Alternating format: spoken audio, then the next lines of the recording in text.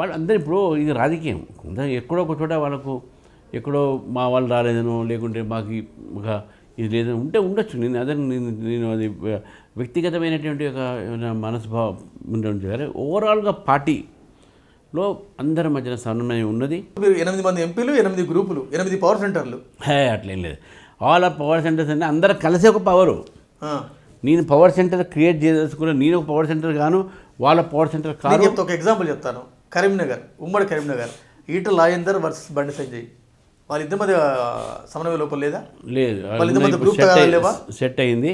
అప్పుడు కొంత భేదాభిప్రాయం వచ్చిన మాట వాస్తవం, ఏదో చిన్న మిస్అండర్స్టాండింగ్తో ఇప్పుడు అది క్లియర్ అయిపోయింది. ఇప్పుడు వారిద్దరు కూడా మా పార్టీ కోసం మంచి గట్టి పనిచేస్తున్నారు. ఇద్దరు పార్టీని ముందు తీసుకుపోయే దీంట్లో ఉన్నారు. ఎక్కడైనా నేను అదే చెప్పాను, మనస్పర్ధలు ఎక్కడైనా ఉంటే వచ్చిండొచ్చు, కానీ అది పార్టీకి సంబంధించింది కాదు.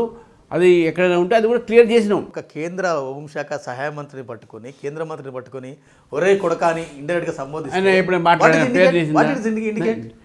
ఇప్పుడు వారు నిజంగా మాట్లాడంటే తప్పు. కేంద్ర మంత్రి బండి సంజయ్ గారు పార్టీ లీడరు. బండి సంజయ్ గారు వచ్చిన తర్వాత పార్టీకి ఒక ఊపు వచ్చింది. కేంద్ర మంత్రి బండి సంజయ్ వచ్చిన తర్వాత ఈరోజు ఆయనకుండా కరీంనగర్లో ఎంత బ్రహ్మాండ మీటింగ్ ఆయనకుండా ఆధారం నాకు తెలుసు. ఆయన అంటే కూడా హర్ట్ అవుతారు, చాలామంది కార్యకర్తలు హర్ట్ అవుతారు. ఇది మరి వారితో మాట్లాడడం జరిగింది.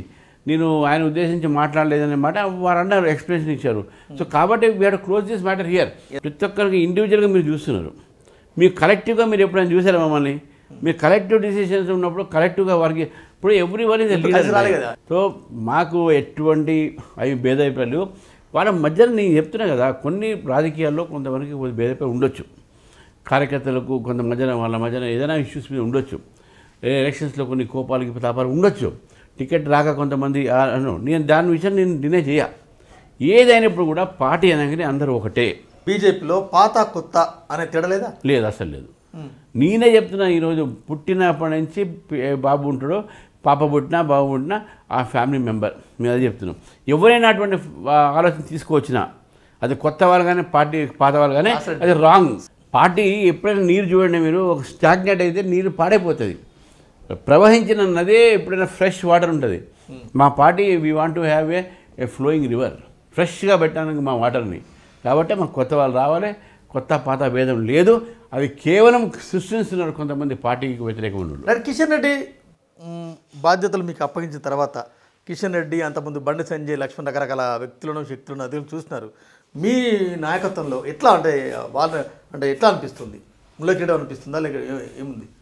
లక్ష్మణ్ గారు నేను కలిసి క్యాంపస్ చదువుకున్నాం.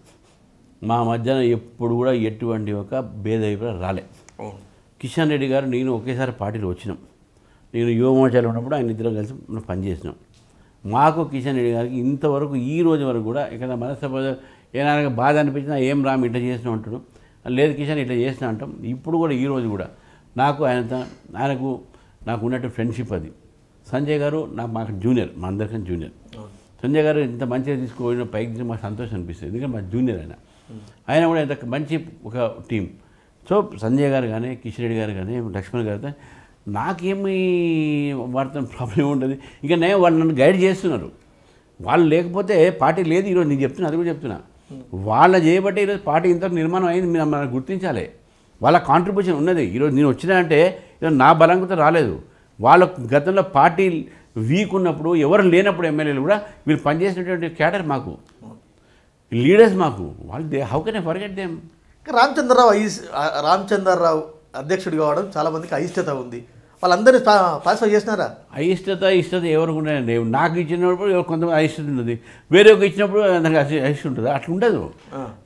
పాలిటిక్స్లో యాస్పిరేషన్స్ ఎక్కువ ఉంటాయి, కోరికలు తీర్చే ఒకటిదే.